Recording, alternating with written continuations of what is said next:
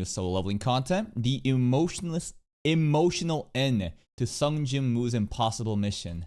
The episode where he cried. Just some cut content here to be had from AniNews. This was the best scene in solo leveling so far. It's not like I enjoy seeing a strong man cry, but not only was the animation absolutely phenomenal, but everything from the tone, atmosphere, and voice acting all served to bring Sung's personal climax to life.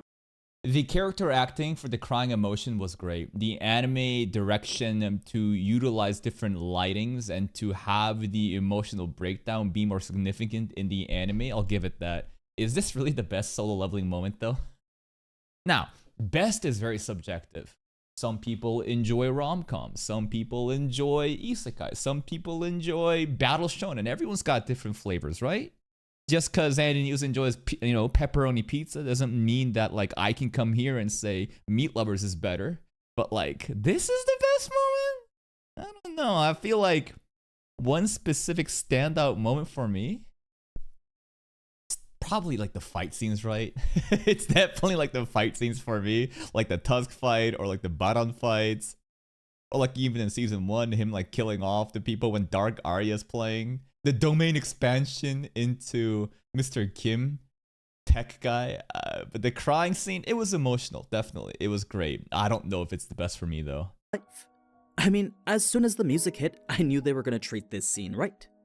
With what was essentially Sung's training arc now done and finished though, the anime can finally get to the major conflict they've been teasing since season 1. Let's go! It may have come at the cost of various side characters and a little world building, but at least we know. Dude, I'm upset that we never got Jinho's hot cousin. The idol girl. Like, what the fuck? They cut her out. The Jeju Island arc will be animated to completion now. This does, however, bring in a whole lot of side characters on its own, so if the anime continues to focus solely on Sung and the few other characters closest to him, then I suspect all these new ones will get the Jinhee treatment. This is the girl I'm talking about. This girl dripped out of her mind. Jinho's cousin, who's like in the entertainment industry. We never got her. Ignored completely or barely mentioned. Womp womp. The anime already skipped out on a whole fight between the translator and him, so it's that along with some other cut scenes that I'm gonna talk about here. This dude, again, I completely underestimated him. Apparently he won the fight. I thought that he was just gonna get done dirty. Like this mob looking guy, even if he's a guild leader, I thought that he's just gonna come in, being the instigator. He's not really the instigator. The translator definitely was being disrespectful and saying, damn, this is the best Korea's got. And this dude was like, yo, pull up. And then like, he had so much aura. I'll probably wait one more episode just in case that fight somehow comes up, but here's everything else the anime left out from the manhwa and web novel. We're not getting a fight in the most recent episode, right? I mean, the episode's already been out for like almost a day now. So like, I don't think we're gonna get it, right? We didn't get it, right? Fuck, that's annoying. Now, I don't want to keep pestering you over and over, but I gotta keep promoting these for those who might not have seen them. Get it? Myself and the team put a lot of work into making them, so if you want some high quality solo leveling inspired streetwear that directly Oh, I love the minimalistic designs. I'm not sure if I would rock a t-shirt that says crafted for the strongest right on my chest though. It's a little cringe, you know what I mean? At least for me personally. I don't like t-shirts that's just like so flamboyant and just so out there. I like minimalistic designs and, preferably no text. When the text says, I am the strongest, I don't know about that. Leveling inspired streetwear that directly supports the channel. I promise these are some shirts you won't be disappointed in. Yeah. There's the classic design featuring these iconic daggers. The new night tee. Dude, if only the hoodie didn't have that text, I'd probably get it. Like daggers. The new night tee paying homage to Igris, then a shield tee too since I didn't want to leave Iron out. The shield really, I think, is one of the best design here. Like, I love Igris more than Iron, but like Iron shield, it just like fills more area of the shirt nicely, and it's just a clean design. I feel like the shield might be the best design here so far. T2 since I didn't want to leave Iron out. The poor guy gets ignored enough by Sung already. So, you can get any of them individually, or you can get all 3 together at a discount. Just check them out using the link down in the description. But anyway, episode 21. It was all worth it. Covering chapters 88 to 91 from the manhwa and chapters 108 to 110 from the web novel. With Baron dead and his shadows picking up the loot, Sung would be sitting at level 97 now. Oh, almost When he 100. first entered, he was level 61, so this was by far his most valuable dungeon experience yet. Wow, that level actually puts things into perspective. This was not like a small gain. It's not double the gain, right? But he was like around 60 and he was almost 100 now. That's insane. Combine that with the bonus stats from item sets and quest rewards, and the buff to Sung's power is probably the biggest leap we've gotten so far. Let's go. I mean, the completed demon set gave plus 10 to all his stats, on top of the plus 20 to perception and intelligence the ring itself gave. Add in the plus 30 from finishing the Demon Soul quest, and the total boost comes to plus 120. All to It was the equivalent of going up 24 entire levels. If we take a closer look at what each of the items do, the Demon King's daggers gave plus 220 attack when equipped, along with a set effect that would grant bonus damage equivalent to Sung's strength stats. Oh yeah, it's like the additional damage scaling with strength. So as long as Sung was using both the Demon King's daggers together, his attack power would effectively be doubled. Cool. The longsword granted plus 350 attack Lightning on attacks. its own, along with a passive effect called Storm of White Flames. Well, we don't really use a longsword. Maybe Igris can use this. Sounds like it's really cool, dude. The white flames will activate every time the sword is swung. It was an AoE attack that activated every time the sword was swung, creating a violent thunderstorm that would destroy everything in front of it. I want to see it. Now, when it came to creating the elixir, the system didn't tell him success was dependent on his intelligence until after the process was started. That's so troll. Why? It's like, haha, gotcha, motherfucker. So, if you were wondering why Sung didn't just dump all his bonus stats into intelligence right there and then, it's simply because he didn't know. That's so It was scam. a notion that went to frustrate him more than you might think. The system is Sung so could troll. only consider himself lucky for having woken up to the importance of it. It's when the elixirs were finished that not all the ingredients were used up. Barely any of the world tree was shaved off, and quite a bit of blood still remained from the Demon King.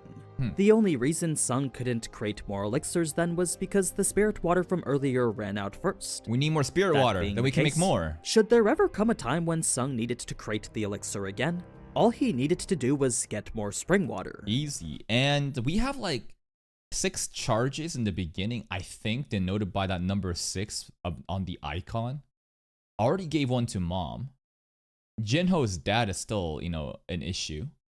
So like there's that. I wonder if we can just like keep making this and just solve the sleeping beauty disease, the eternal sleep illness forever. It seemed the crafting system worked in a realistic manner like that.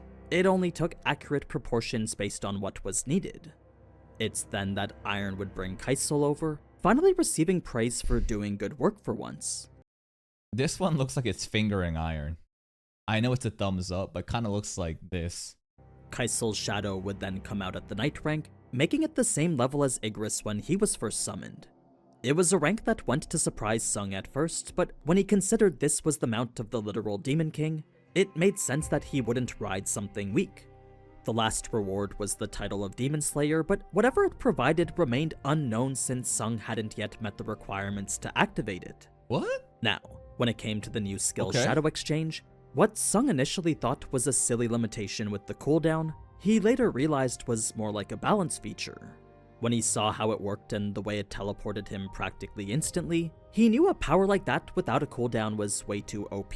Instant Luckily, movement. the cooldown wouldn't remain at 3 hours forever, since as the skill's level went up, that timer would go down. It was before Sung would test it though that in the manhwa he would barely say anything to Essel, then in the novel he wouldn't say anything at all. That's so fucked up. Why? Why are you being so mean to her? If you thought the anime's goodbye was abrupt, Yeah. well, the manhwa's was even more brief and the novel didn't even have one at all. That's crazy, bro. In the anime, I thought she got done dirty, but this is like the best version. She got treated the best in the anime. As soon as the fight was finished, Essel was never acknowledged after that.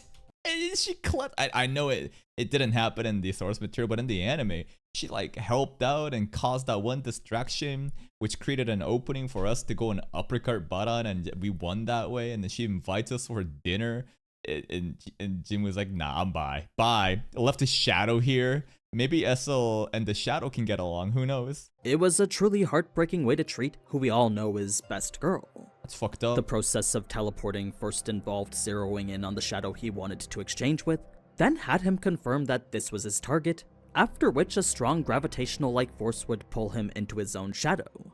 It was right as he was about to disappear in the novel, though, that a system message would indicate the dungeon was going to return back to its original appearance. What does that mean, though? I couldn't tell you what specifically that meant, but I imagine it's a process similar to what happened in the subway dungeon. Okay. Sung would be separated from the overlapping world the system had made for him. But what happens to that subway dungeon? Because that's also an instance dungeon. What happens to the demon, instance dungeon? It became normal? It's gone? Surely it still exists in like a different form now? This then brings into question what happens to the demons, but that's something I don't think we'll ever find out. They either stay, are returned back to their dimension, or are erased from existence. I'd like to hope that they went to their demon realm. Sure. Now they gotta fucking get ready for war again, because they were getting ready for war and they got summoned here. I don't know. It's looking like this might be a loose hanging thread that might never be addressed. Maybe it's something that's so insignificant we don't have to ever worry about it. In any case, post-teleportation revealed just how amazing this skill was, since with no adverse side effects and no time gap between transmissions, Sung could confidently say Shadow Exchange had near limitless applications. He couldn't consider its full potential for too long though, as what was important now was getting to his mother.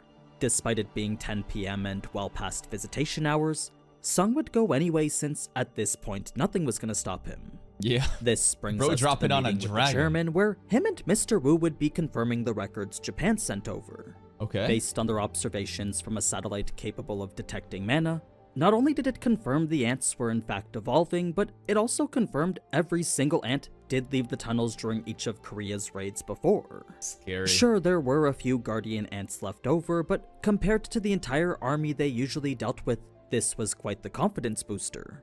The thing is, that special signal Wu mentioned would disrupt their hive mind, well, that was nothing more than an invention Japan had essentially said to just trust them on. There was no Just confirmation trust, on bro. Korea's end that this signal did in fact work, so everything regarding its effectiveness was all hearsay from the Japanese side.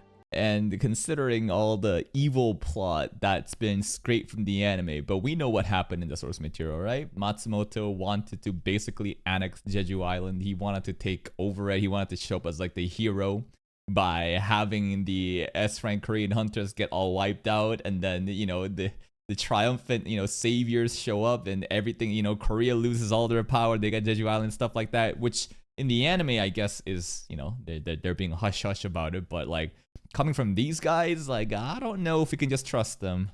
Whether it was actually true or not was a different story, but for now, all Korea needed to focus on was killing the queen. Sure, It was alright. definitely a simple objective when it came down to it, but with success relying heavily on the plans of everyone else, Chairman Go couldn't help but feel incredibly anxious about it. We're being It was scammed. then that Mr. Go would sense a powerful magical presence, dictating the exact moment Sung had summoned Kaisel. Mr. Wu couldn't feel it himself, but the chairman had picked up on an incredibly brief burst of magical energy.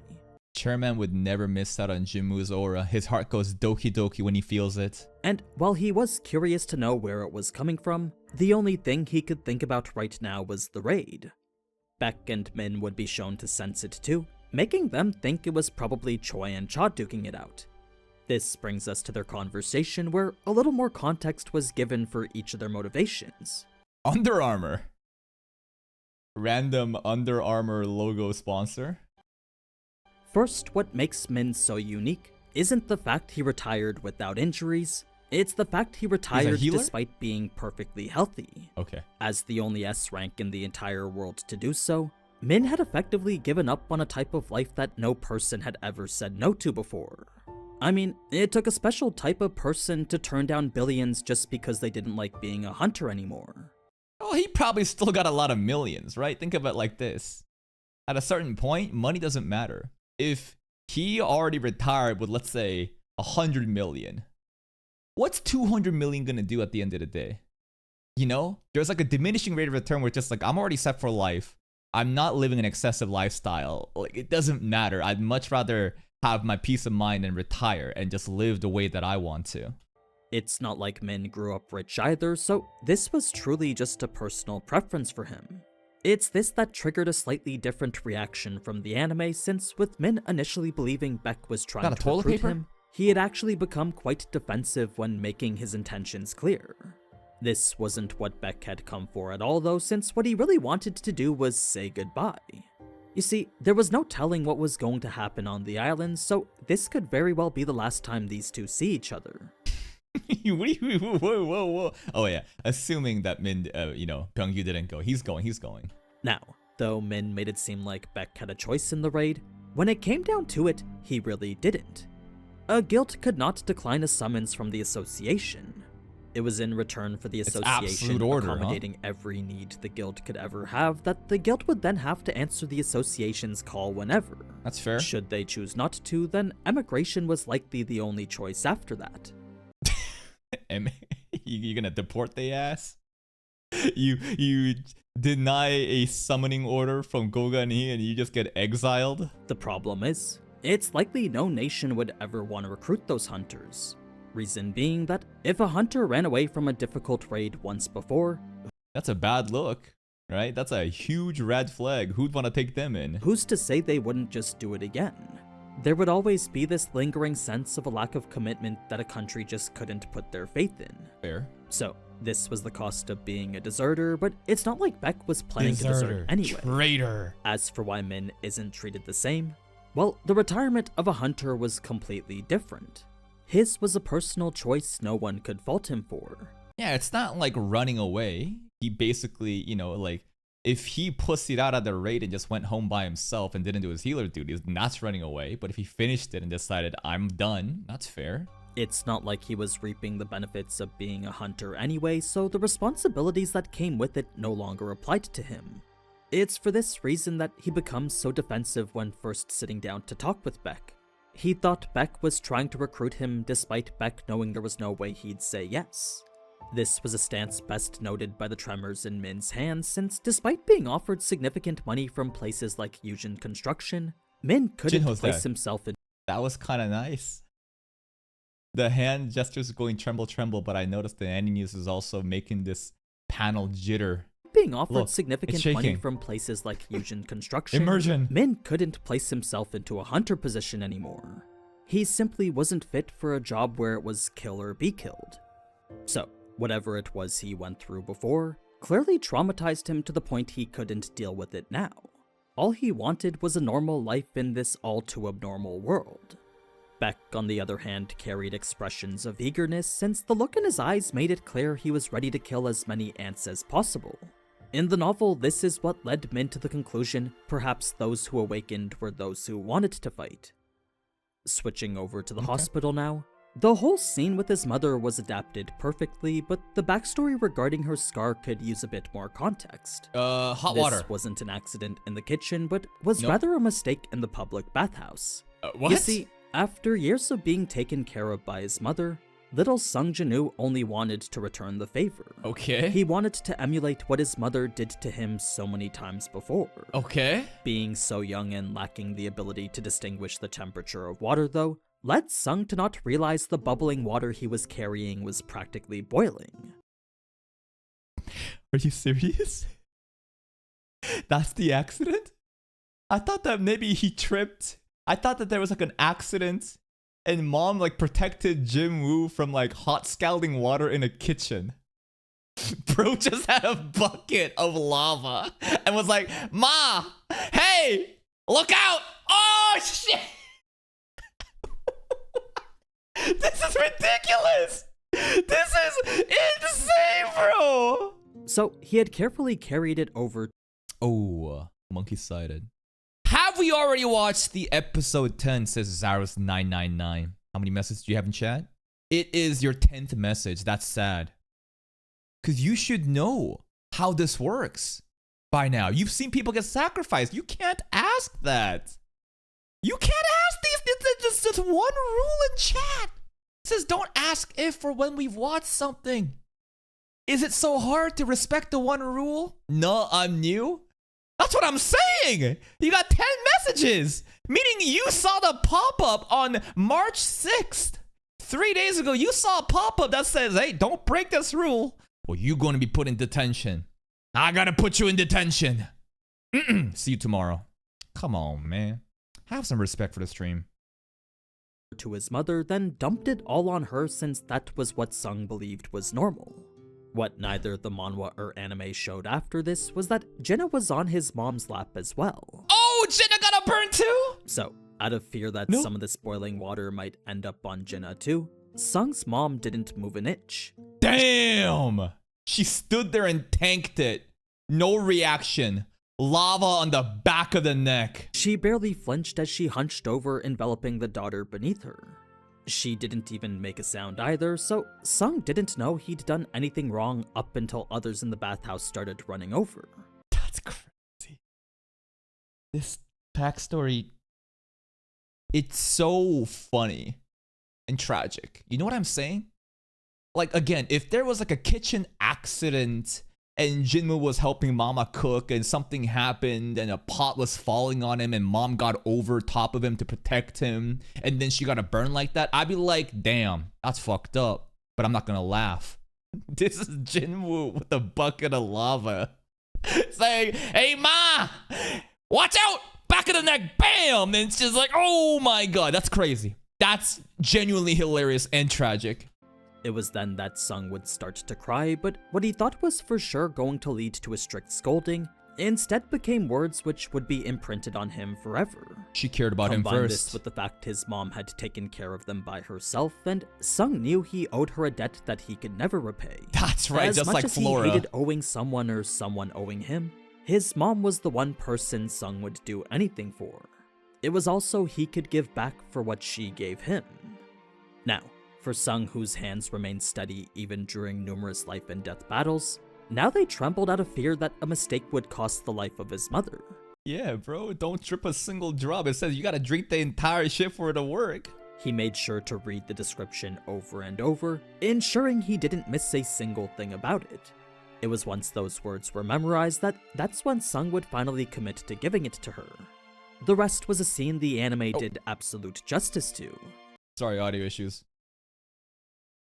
And 3, 2, 1, we back. The anime did absolute justice to, especially the voice actor who killed it with the broken Daijobus here. This great brings moment us again. Now to a cutscene involving the director of the hospital, where for him, Me before you, modern kids, modern adults. Global Futures Report, a page a day, falling into complexity. Behavioral economics, brain exercises. You should get a book on fucking hair restoration. An incredible opportunity just popped up. With this awakening being the first in history, it meant eyes would be focusing on him and his hospital internationally. True. What are they gonna do about it, right? Because they got no clue. The doctors didn't do shit. But maybe Jinwoo has to reveal the secret of the elixir? Are we gonna patent it? Are we gonna monetize it? What's gonna happen? Incredible value to be made from all the free marketing he was about to get. In the manhwa, we're shown this director not wanting his patient to leave, but aside from it being due to a medical anomaly needing to be shared with the medical community, the reason in the novel was instead this. Reporters around the world were gonna want to hear how it was this patient recovered, so the publicity of the hospital depended on Sung's mom being present. The doctor better not have capped and said, I got some secret shit. I can't tell you, but I did it. If he takes credit for this, man. Not only that, but the success of that publicity depended on whether they could figure out how she was cured to begin with. So, with the hospital's bright future being contingent entirely on her, the director suggested delaying her discharge as long as possible. Bruh. That's when the doctor would mention doing so would cause issues, leading to the reveal the patient was Sung Jinwoo's mother. And with Sung Jinwoo being her registered guardian, he had requested her information be kept private. Now, normally the director would have disregarded such a request, but the moment he pieced together this was the same S-rank revealed several days ago, that's when he backtracked on everything. Smart. Good business decision. It wasn't because he was afraid Sung might try to harm him physically, but was rather due to the impact Sung would have on everything else. As an S-rank hunter whose connections extended to pretty much every branch of society, negative press would be just the start of how Sung could potentially ruin them. Like huge drama would happen. It's not like a physical threat of him going stealth and saying, get my mom out of here with the dagger, but more like the entire hospital could go to shit. Nuclear drama could happen. When it came to Jinna reuniting with her mom, to Sung this emotional scene was reward enough for all the hard work he put in. He knew for sure now everything he'd done wasn't in vain. It was then that something stuck inside him would melt away, relieving him in a way that made it seem like the burden of losing his mother had finally been lifted. It was shortly after arc. that Sung would check his phone and come across a surprising news article talking about KILLD. Though Sung had thought he was being discreet, it turns out quite a few people had seen him yesterday. This had led a lot of them to panic, since the sight of what could only be a monster led them to think that this was a dungeon break. That's fair. Imagine seeing a fucking dragon out in the sky at night. I'd be terrified.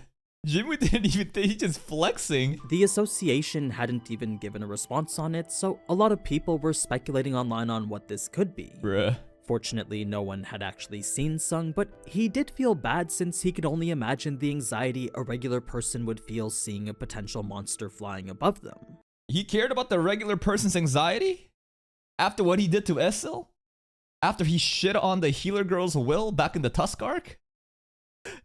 This dude showed that remorse? Or is this the same gym move from the source material we're talking about? It was then that the association would call to talk, and what Sung believed was them trying to contact him about the dragon was instead the chairman wanting to meet up. This brings... He just wanted to link up, bro. I don't give a fuck about the dragon. I just want to see my boy, my sugar baby. What the fuck is this look, bro? The way that AniNews said that shit, that was so sus. Sung believed was them trying to contact him about the dragon was instead the chairman wanting to meet up. Oh. This brings us to the meet meeting up about the what? raid, where Chairman Go would start by showing CCTV footage of the attack. CCTV! He would then explain how 300 TV! people died before it was stopped, leading Sung to ask if Japan had been slow to respond. Mr. Go would reveal how it only took 30 minutes to respond, so in the short time it took for Japanese hunters to get there, one single ant was able to wipe out the entire village.